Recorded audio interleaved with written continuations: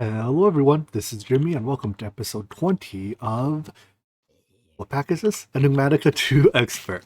Our armor stripper system has been working since last episode, and as you can just see there, mobs are now making it all the way through without getting their armor stripped. That's because this chest is full, and this chest is full because our Arkford has stopped running because it's out of electrodes. So, the electrodes only run for so long before they have to be replaced, and now with new electrodes, we're off to the races again. But before those electrodes broke, it made tremendous amounts of stuff. I mean, 36 blocks of Terra Steel. That's a lot of Terra Steel, among other stuff.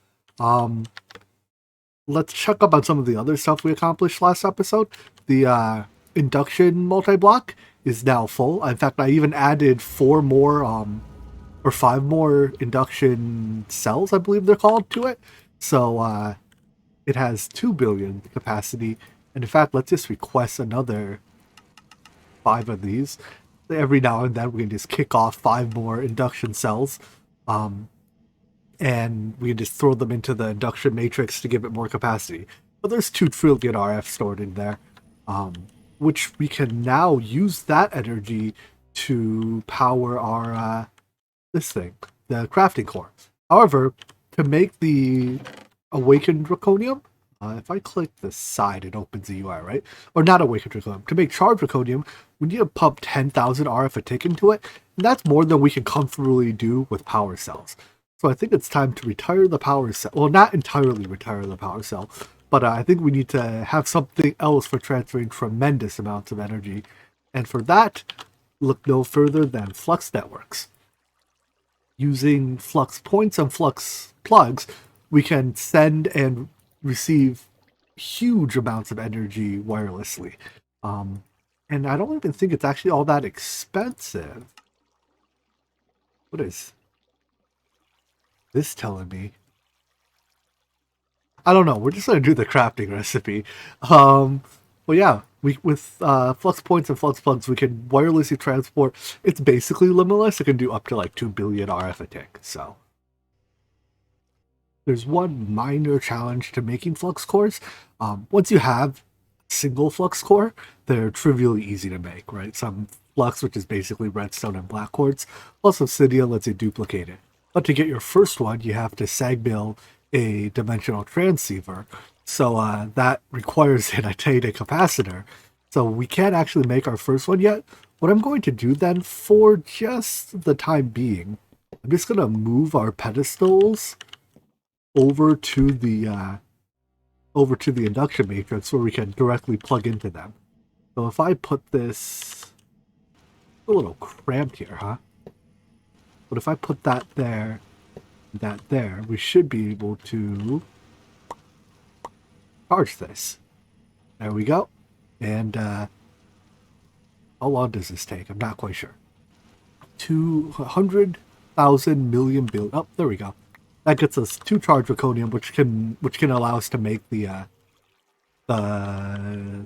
flux block, or the flux core now, I think. Here's a list of ingredients that go into the first flux core. A dragon heart. These can be printed with UU matter, so I have a couple spare dragon hearts, so I don't have to scan this one yet. But yeah, it's a lot of ingredients and a whole lot of steps. So let's let that get crafting.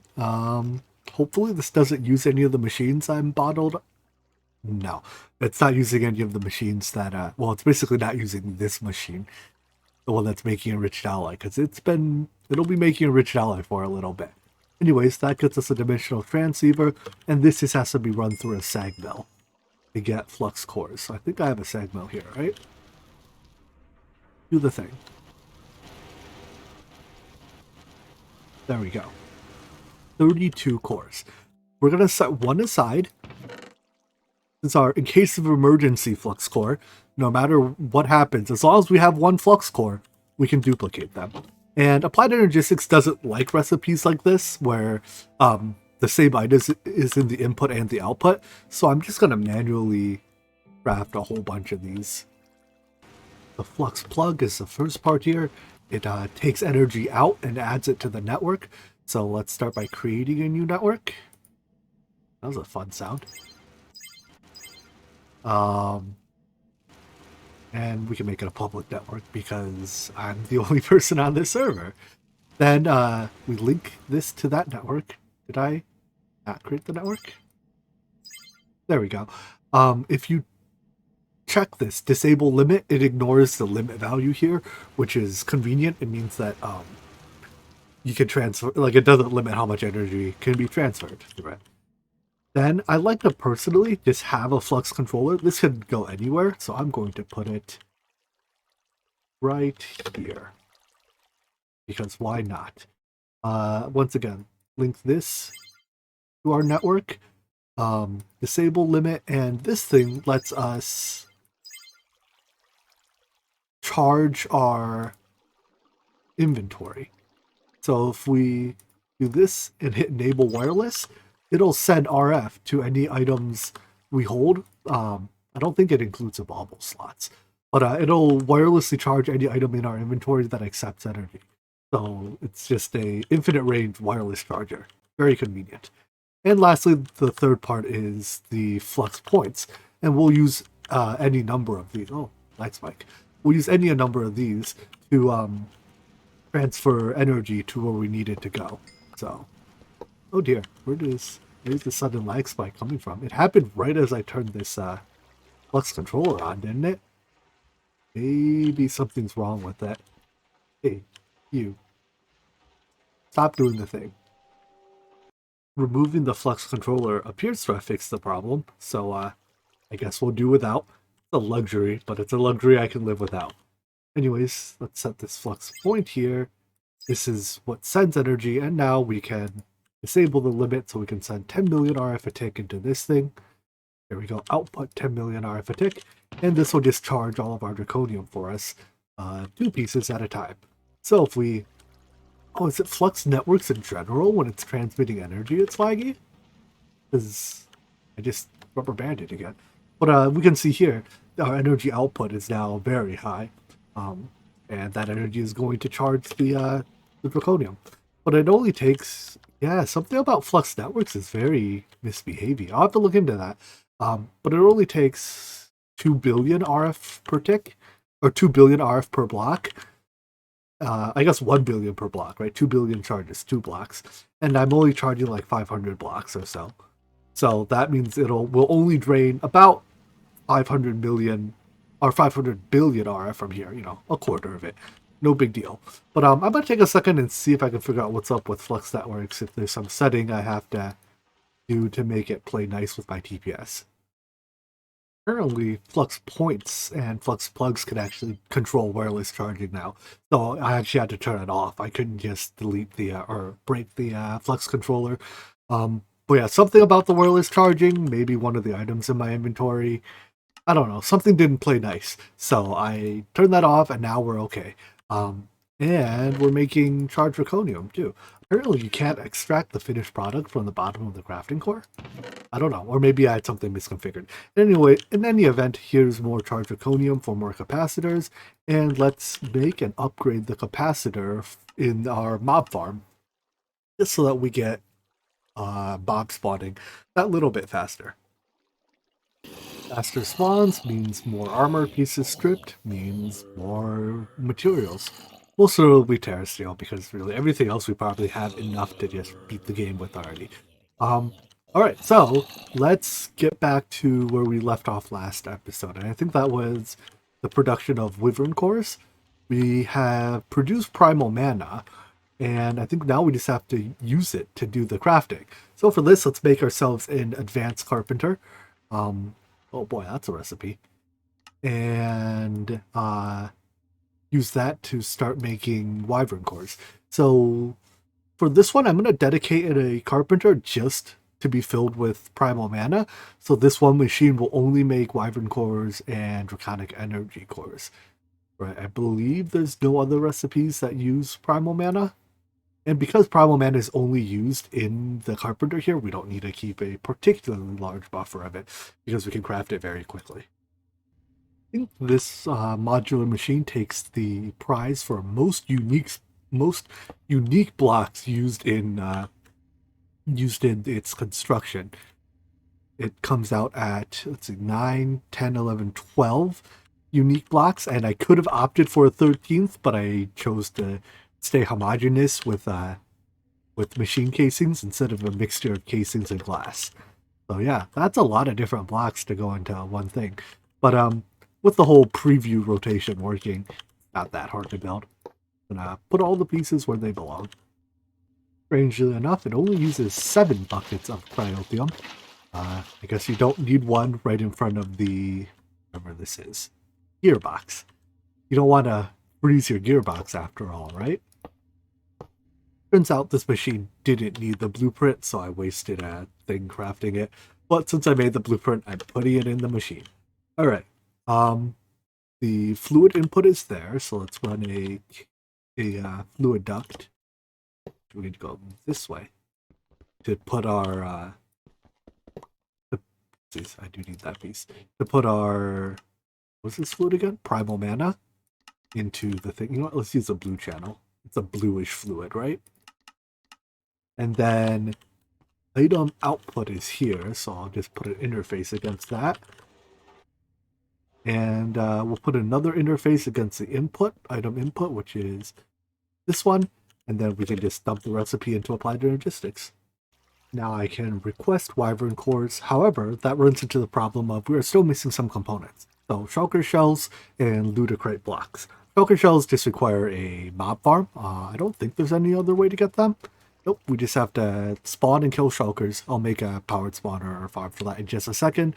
But more importantly, we need Ludicrate. So this is made from the block, which is made in Advanced Carpenter with liquid DNA. Let's pin the things that might give us challenge. Ender Amethyst, because this has to be crafted. Well, eventually we can mystical agriculture, but for now it has to be crafted, and that's a bit of a recipe. Still, we can do. Well, it'll involve a bit more in power recipes, but we should be able to add it soon. Alumite. So this is a little bit annoying because it's another case where you have to alloy it in a tank. Let's see what else here is troublesome. This requires a lot of blaze. We can either compactor or we can compressor our blaze powder for or set up a blaze farm. But I guess that's really it, right? We could already make plutonium. Elementium comes off our mob farm or our armor stripping farm, and Indarium we can craft. So let's start with making the Ender Amethyst so that we can craft the Ludicrate. After putting a bunch of Empower recipes in, I think we're ready to make Ender Amethysts. So on average, each piece of Ender Amethyst requires 1 Empower task, right? It uses 9 like individual block pieces, but you can empower whole blocks at a time. So they take a little while to make. Still, I'm going to request 20 of it right now just to make sure nothing's broken. The way I have my Empower set up, I don't have to tweak filters when I add new recipes if they share an item ID with something that's already whitelisted or blacklisted from the central slot. They'll avoid all the crystal blocks in actual editions share an item ID. They just differ by metadata. So by ignoring metadata, we can add the recipes without having to change filters, which is a nice little convenience. So with that off and running, the next thing we need to do with this is, well, we're going to need another Advanced Carpenter, and Alumite and DNA. Let's do DNA next because it's quite easy. It requires a Gendustry DNA extractor and any forestry or I think basically any forestry princess, drone, yada yada yada, or sapling. There's a nice trick to convert vanilla saplings into forestry saplings.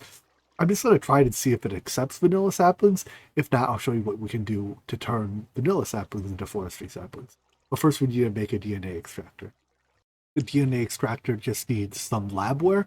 It consumes 1 piece of labware per operation, so we are going to have to feed it a fair bit of this stuff, and it looks like it does not take vanilla saplings.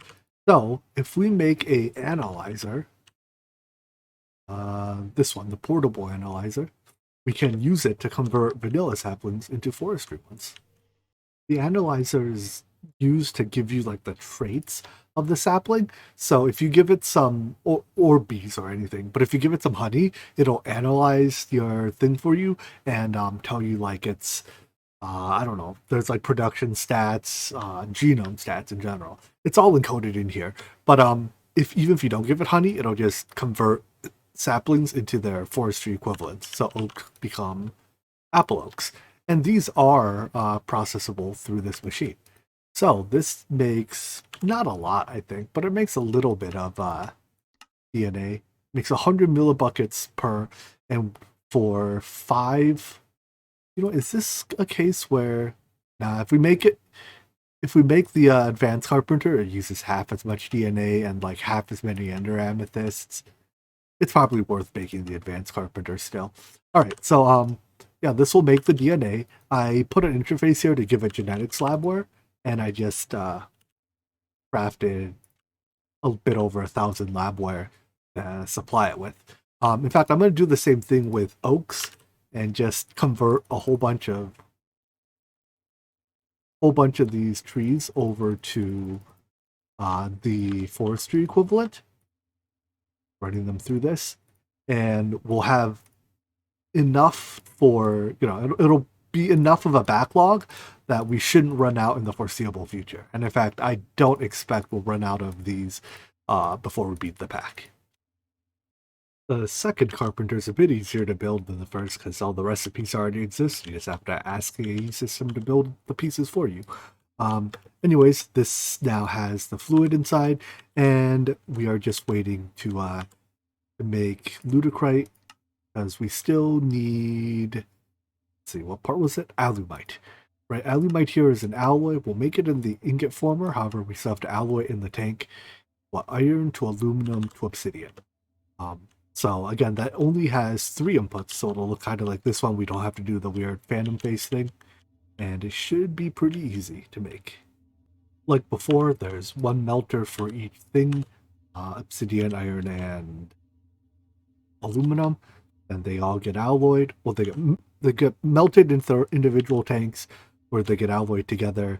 I keep heating with UU matter because I never have to refill the UU matter tank, basically, and that makes alumite.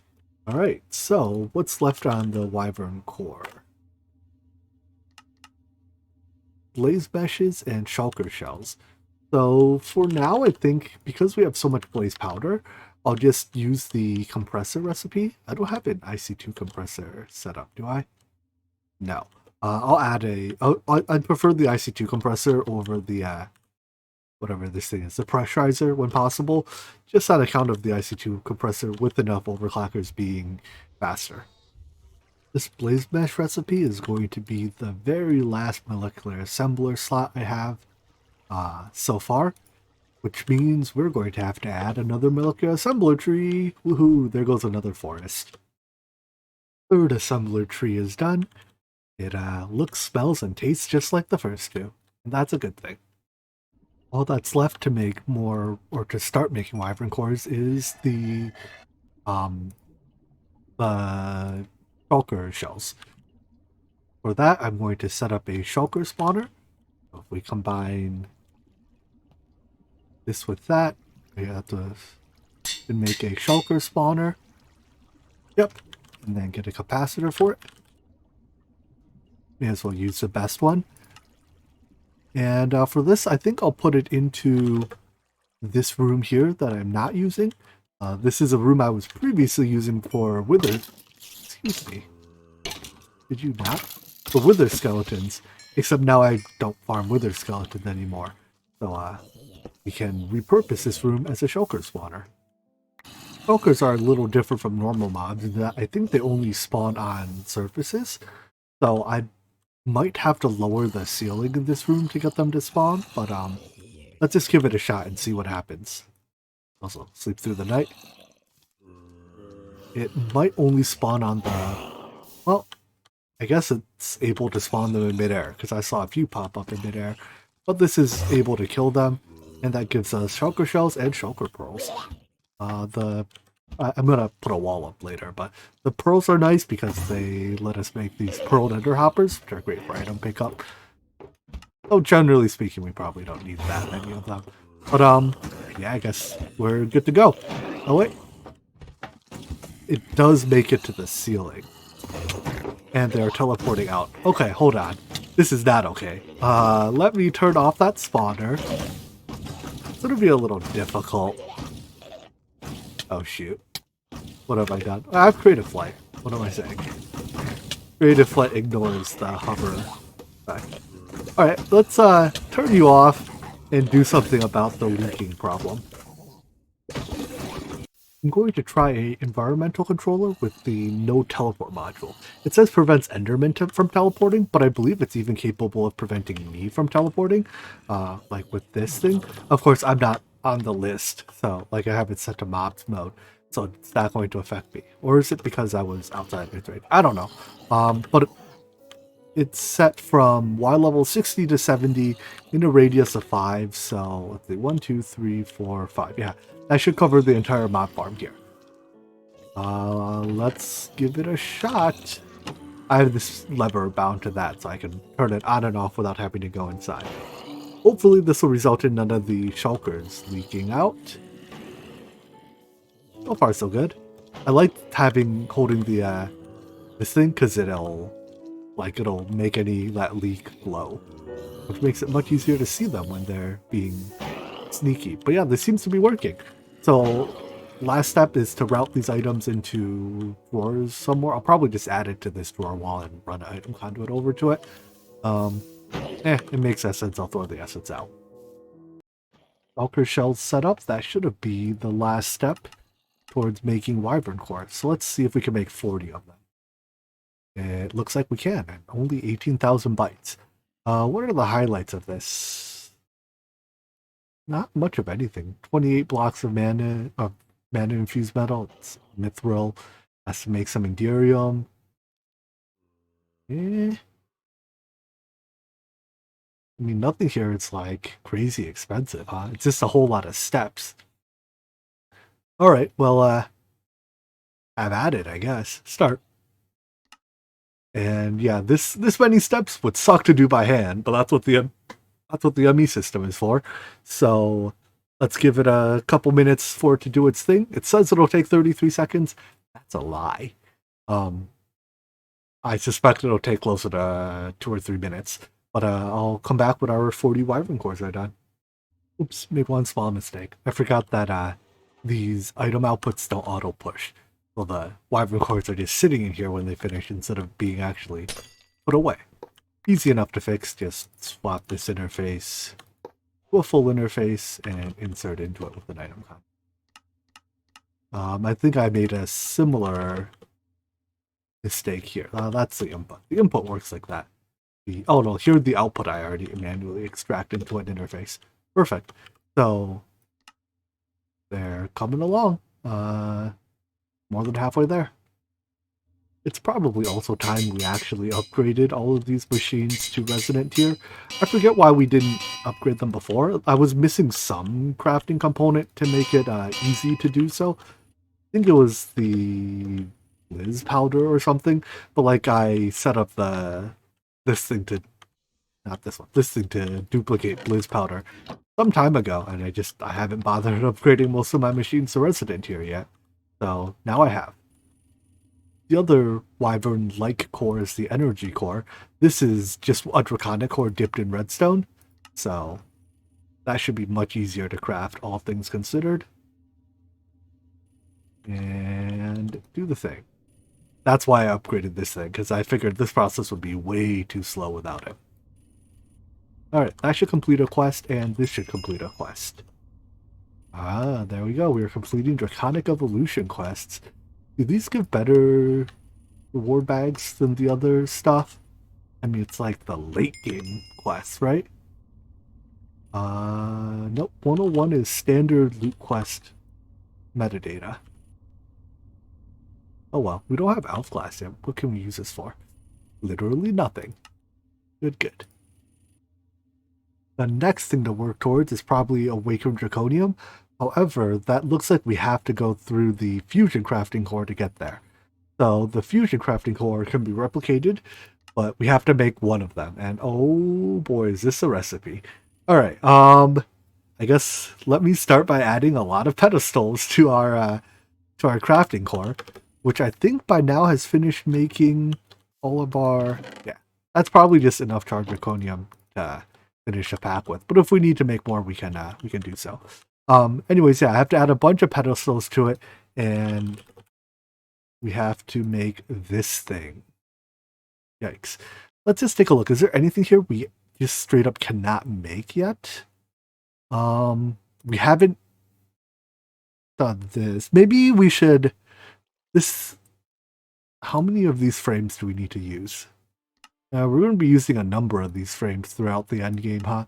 Okay, let's take our fusion or our combination crafting core and hook it up to the ME system for automation, so that we can start by crafting these cell frames, because this is definitely not something I want to craft by hand. But I think looking at this, there's nothing in here we cannot make or already have. Oh, wait. You're kidding me. Okay, no. We can... This is the stupidest item to include in a recipe. We have to do bees. But this isn't that bad of a bee. In fact, I believe this bee spawns natively in the end. So, let me go scoop some of them up from the end, and we'll use Gendustry to automate it so that we don't have to go through all the forestry bee troubles. This is the right hive, I believe. Stop stinging me, please. That gives us Ender Princess, which can be... Let's see, it's produce. This might be produce tab. Mysterious comb. Yeah, which centrifuges into pulsating propolis. Alright, good. The ender bee is a little annoying that if you walk near it, it stings you. But we'll deal with this for a little while. All we have to do is run it in industrial apiary. The temperature here is normal, which is good enough for this bee, and it needs chorus nearby to run. I would give it the production upgrades, but those require a lot more bee breeding, and I can't be bothered to make royal jelly. This only comes from imperial bees, which is like, it's a lot of steps to get there. I'm not going to bother. So because we can't get production upgrades, we live without. There is one upgrade, however, I do want to put in there, and that is the automation upgrade. This will just cause the thing to like automatically recycle the when the queen dies, it'll automatically put the queen back in the normal slot. So I'm gonna time in a bottle a little bit. Apparently that even makes it sting you faster. It's a little bit unfortunate, but when that time in a bottle effect wears off, I'm gonna go check and see. Hopefully we get a few combs. We don't need that many, all things considered, so I don't need extremely high production, right? Like it's 5 meshes or 5 propolis per mesh, 1 mesh per cell, and I might need like a couple dozen, maybe more than a couple dozen, but we're not going to need more than like 100-ish cells this playthrough. So even if it's slow, that's all right. Yeah, like just in the time that it was timed a bottle, it made 50. So anyways, I'm going to store those items into a set of drawers and then never get near that hive again, hopefully. With any luck, that'll be all the beekeeping we have to do in this pack. I really hope.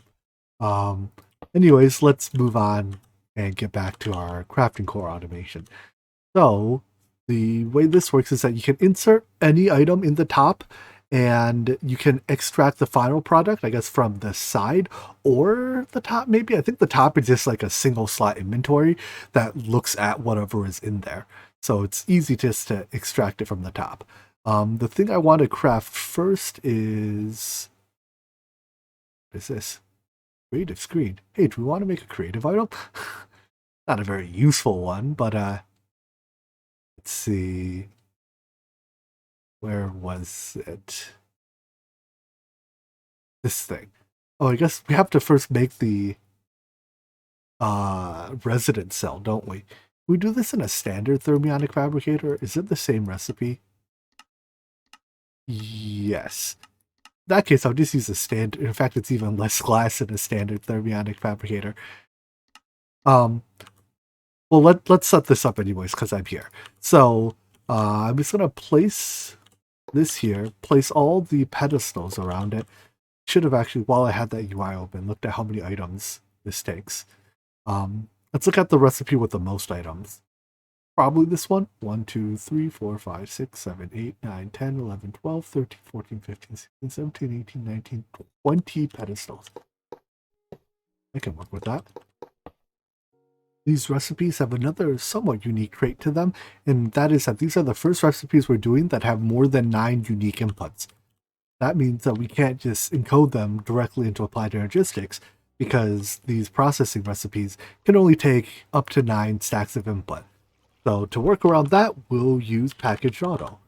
This allows us to create what are called recipe packages, and that's taking up to 9 items and crafting them into 1 item.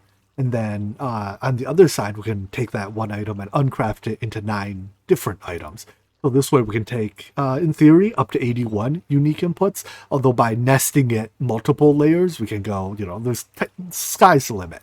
But in order to use this, we need to make a packager. This is what makes the packages. A package encoder. This is how we teach it what goes in each package. And an unpackager. That's how you unpackage things. Who'd have thought, right? Not quite sure what the packager extension is for. So we'll start with just those. The package recipe encoder can go anywhere on your ME system. Actually, it doesn't even connect, does it? It can literally go anywhere. It's basically just like it's a pattern encoder, so it doesn't have to talk to the ME system. The packager can go anywhere on your ME system. I'm going to put mine right here, and this will make the packages. In this case, I want this recipe, and generally speaking, recipe import works pretty well here, which is a nice huge time saver. So it's a processing recipe. It handles, I don't know what an ordered recipe is, but it can handle processing and Avaricia crafting recipes.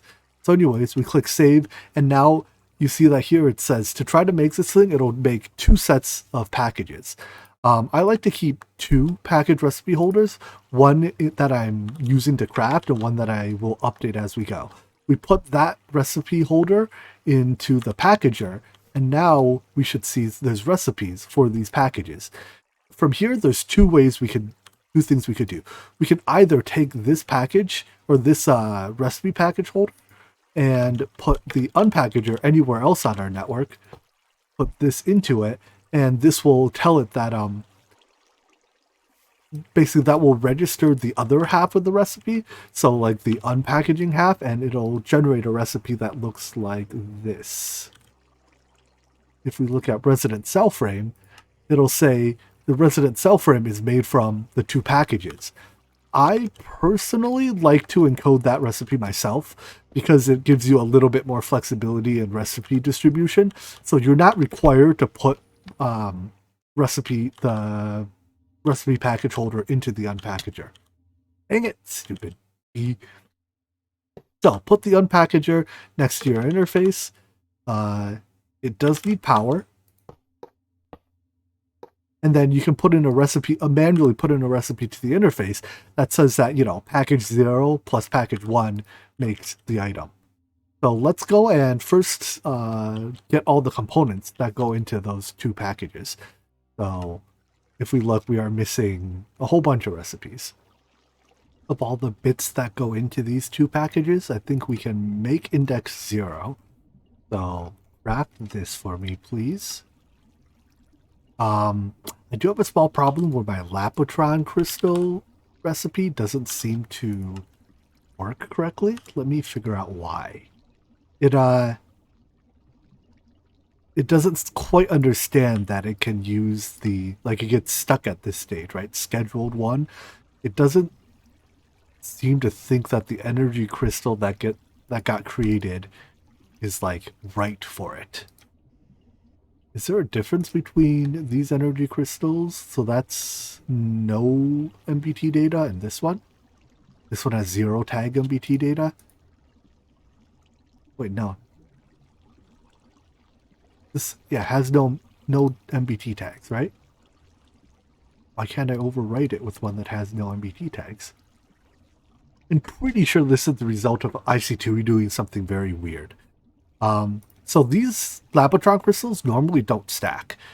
In order to make them stack, IC2 takes away the MBT tag, but when I put them away, they're allowed to stack again, which means that it's erasing the MBT tag. That means I'm not allowed to, or I'm not like, I can't get a stack of one on my cursor that has no MBT tags to set this recipe with. So I don't actually know if it's ever possible to autocraft Lapotron crystals. This recipe has been broken for me the whole time. Basically what I do is I request them and then I manually do the last step of crafting the Lapotron crystal. I guess what we can do is instead of crafting it in... I don't want 1,000 of those. Instead of crafting it in the Applied Energistics crafter, let's try crafting it in one of these RF Tools crafters. That does appear to work. I expected this recipe to actually complain because it wouldn't be able to find an appropriate energy crystal to use. If we look very carefully at the recipe that I have encoded here, it uses a... well, that doesn't really tell me anything. It uses a energy crystal with... how did I do it? So you import the recipe, then switch the mode, then fix the output. But anyways, it uses an energy crystal with no MBT tags, and we don't actually know how to craft that energy crystal. Apparently, even in processing recipes, Applied Energistics is smart enough to know that it can substitute this energy crystal for that one. Usually in processing terminals, right, you don't get this substitutions button, so it only looks for exact substitutions. I don't actually know if it's Applied Energistics or Industrial Craft's fault that we get this weirdness.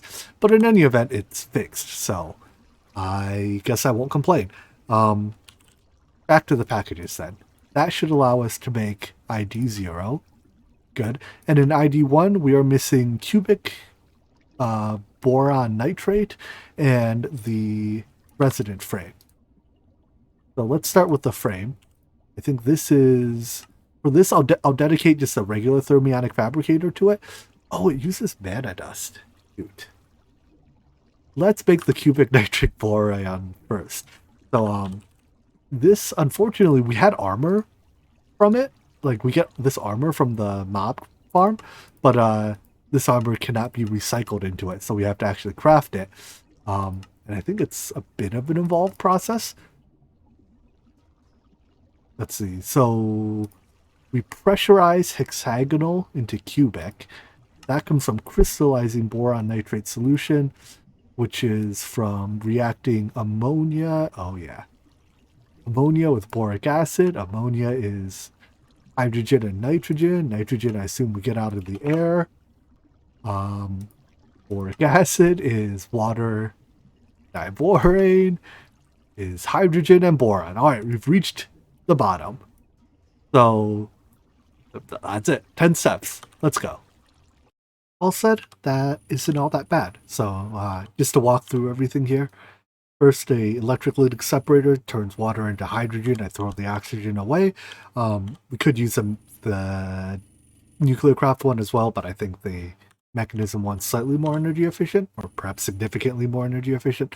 Then a melter turns boron into molten boron.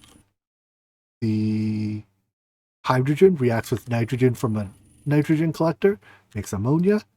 The boron reacts with some of the hydrogen from this as well, makes diborane and nothing else. Then we react diborane with water, makes boric acid. We throw out this hydrogen. Technically, you can recycle it. I don't actually know if this process is closed loop or not. If you recycle all the byproducts, I couldn't be bothered because it's basically free. Anyways, boric acid from U reacts with ammonia from U to make boron nitride. Likewise, I throw away the excess water. Maybe if we recycle it, it's closed loop. Who knows? Then that boron nitrate gets crystallized into hexagonal boron nitrate, gets pressurized into cubic boron nitrate, and gets stored in a drawer. Ooh. There we go. So that's another long nuclear craft process done. All that leaves is the resident cell frame.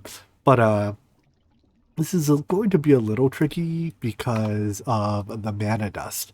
This requires a whole lot of mana diamonds. That's not bad. Mana powder, not bad. But it means we just need to set up either mob farms or the blizz rod or the rod duplication for the powders, or some other way to get the powder. We could use the fill something with EXP method as well. I don't know. But I think we're out of time today, so we'll tackle that. We'll decide on how exactly to do it and set up the system for doing it tomorrow. Hope you guys enjoyed watching this video, and I hope to see you in the next one. Take care. Bye-bye.